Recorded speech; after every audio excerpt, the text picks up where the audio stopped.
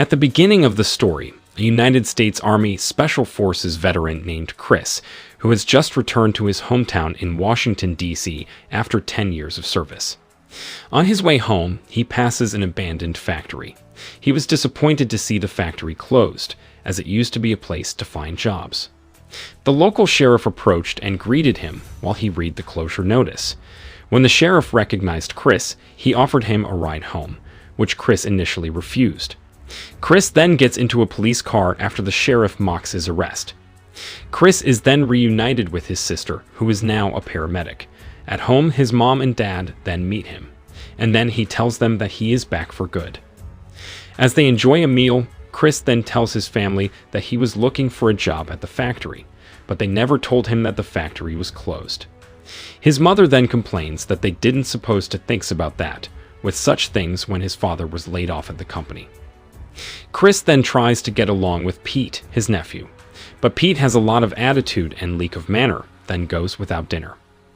The next day, Chris was working on the porch steps when his best friend from high school, Ray, visited him. They then met, and when Chris offered Ray a drink, he declined, saying that he was trying to avoid alcohol and had been sober for 14 months. Ray then invites Chris to join him in a football match with some of their high school friends, and Chris accepts to join.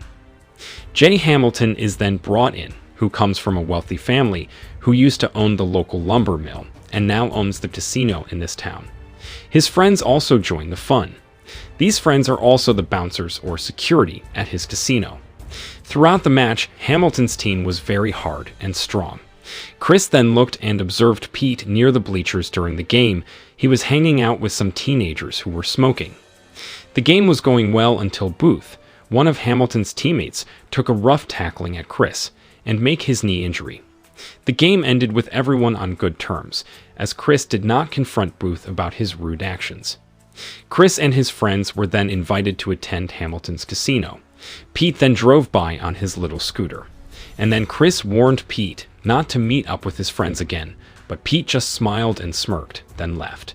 They then arrive at Hamilton's casino at night and enjoying with the atmosphere. Around the waiters and dancers, there were scantily clad women.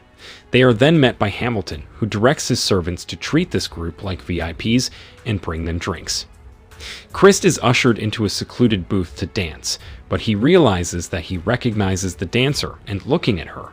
When the woman sees his face, she stops. This woman was Denny. When Chris tried to call out her name, but she kept walking and left. Chris, unsatisfied with the interaction, then walks to the gaming area to join Ray.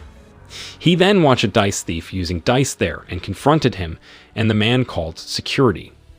A fight ensued and Chris was knocked out and taken to a basement. He awoke to find 3 men holding him down, while Booth removed his identification. The man then cut off his limbs with a penknife. Chris was then left for dead on a bridge before he could crash into a truck and was taken to hospital. Doctors told Chris's family that he was badly injured and that whoever did this intended for him to die. A weaker and common person would not have been able to survive such an attack like that. Chris is then taken home to recover, and then he's sleeping and spending time with his family. Pete also takes care of his uncle and cooks for him. A few days later, Chris gradually recovered and started exercising, eventually returning to his usual habits. Hamilton then shows up one day while Chris is fixing on some old step path, and then apologizes for whatever his men did to him. He offers Chris a position as head of security at his casino, which Chris politely declines. Jay then asked to reconsider, but Chris insisted that this was his final answer. Jay Hamilton then pulled out a bunch of money and offered it to Chris as payment for everything. But Chris, predictably, rejected it. He also told Hamilton that he would file a report against the casino and the attack on him. Chris then stops at the police station and discusses the report with a sheriff named Watkin. To his surprise, the sheriff informs him that the case has been investigated and there is not enough evidence to charge the men. Watkin then complained that since the mill collapsed, the casino had been the town's only source of income, and therefore it was impossible to tear it down or take action against its owners. After hearing all that, Chris then leaves helplessly.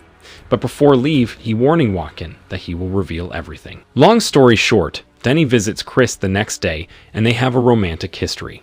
They take a short walk together and discuss about the city and how strange it is. She half-jokingly suggests join for being sheriff in the upcoming election. Then he replies that he might be join. When Chris returns home, his mother informs him that Pete dying of an overdose. They then go to the scene where Mizzy tells them that the boy has stabilized, but he was very close to death. She told him what Pete used. Pete's friends admit to having encouraged Pete to do it. Chris approached them and demanded to know who had brought the stuff. The young man is furious and admits that they received it from the casino security guard. Chris ignored his parents' warnings and went home to grab his gun and head to the casino. At the last minute, he changed his mind and left the gun in the car and grabbed a stick from the truck, and went inside the casino, Chris then smashing the gambling machines. When the guards tried to stop him, he beat them with a piece of wood and his bare hands. He picked up a stick and threw it through a one-way mirror window in Jay's office. He went to the street to wait for the police and was arrested for assault on the premises. Subsequently, he met with a lawyer about the upcoming trial. Jay then appeared in court with a number of witnesses from his casino who said that Chris assaulted them. He was said to be capable of multiple assaults due to his military training, and he seemed out of control that day. Chris then noticed the attitude in his lawyer and believed that he was corrupt as well. He then fired him on the spot and demanded that the judge allow him to defend his own case. The judge then told him that he could not request a mistrial, but Chris insisted. He reminded the jury and the audience in the courtroom about the ancestors' pride in the past and how the town he knew would never allow a casino to develop. A casino that took advantage of its patrons and sold illicit goods to young people. The court then urges Chris to stay on topic and avoid civil speeches, but Chris reveals his intention to join and run for sheriff election, a promise to eradicate corruption in the town. He showed the scars from the injuries he received when Jay's thugs beat him up in front of the jury and the entire court. Hearing all this and seeing the scars, the jury found Chris not guilty and acquitted him.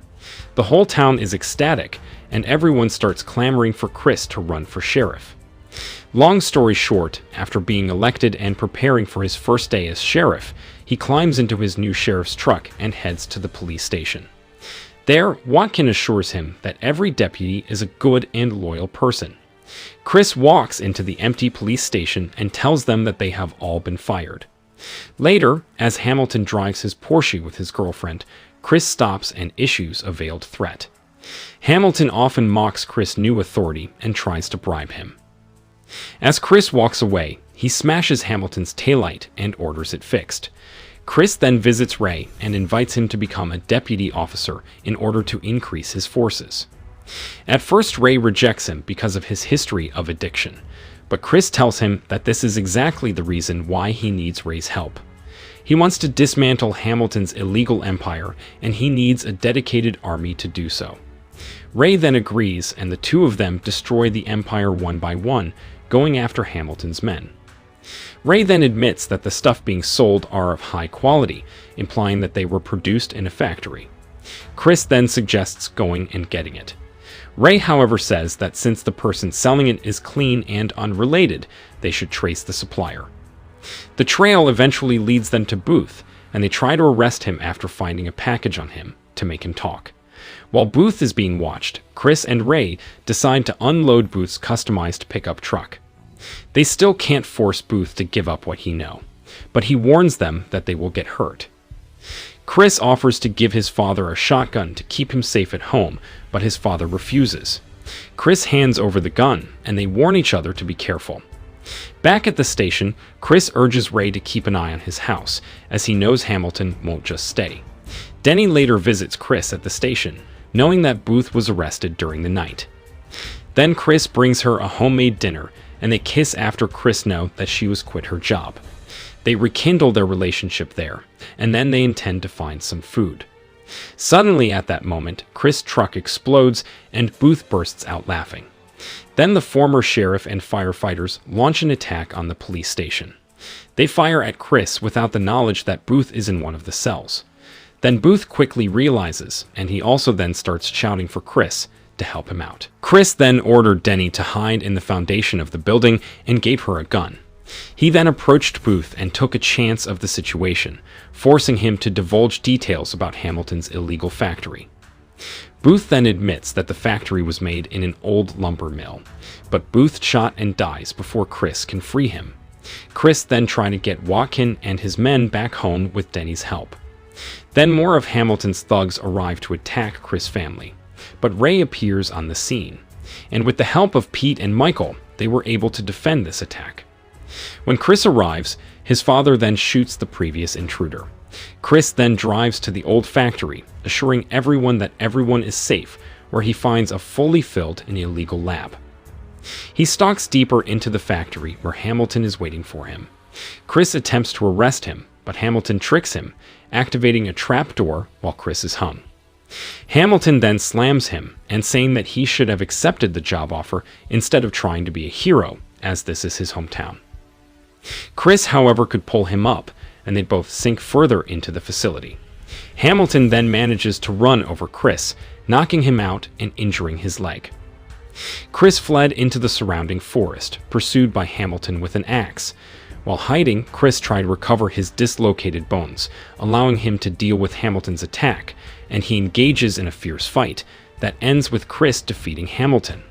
He stands up to Hamilton that this affects their relationship, as it is now his city, and then Hamilton is under arrest.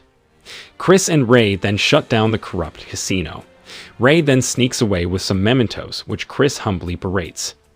They then get in the car, joke about whether Hamilton has built a casino in prison, and in the end of the day scene shown the old lumber mill has reopened, providing jobs for the locals again. With this good change, the movie ended.